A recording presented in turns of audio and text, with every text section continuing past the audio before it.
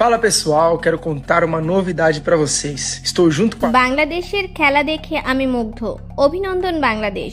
Hong Kong এর বিপক্ষে বাংলাদেশের দুর্দান্ত খেলা দেখে লাইভে এসে প্রশংসায় ভাসিয়ে একই বললেন নেইমার জুনিয়র। বিস্তারিত দেখুন পুরো ভিডিওতে।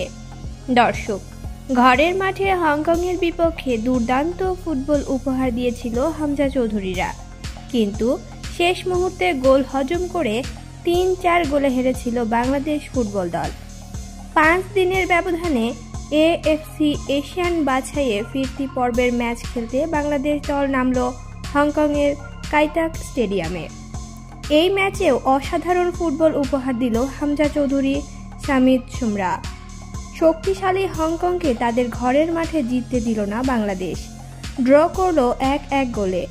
প্রথমার্ধের ৩৬ মিনিটে গোল করে হংকংকে এগিয়ে দিলেন ম্যাট অর। ম্যাচের একেবারে শেষ দিকে ৮৪তম মিনিটে বাংলাদেশকে সমতায় ফেরান রাকিব হোসেন। এদিকে বাংলাদেশের এমন দুর্দান্ত ম্যাচ দেখে লাইভে এসে বাংলাদেশকে প্রশংসায় ভাসালেন নেইমার জুনিয়র। লাইভে তিনি বলেন, বাংলাদেশের খেলা দেখে আমি মুগ্ধ। অভিনন্দন বাংলাদেশ, তাদের জন্য শুভকামনা রইল। তারা ভালো খেলেছে, সামনে আরও ভালো করবে, এমন কথাই নেইমার জুনিয়র বলেছিলেন।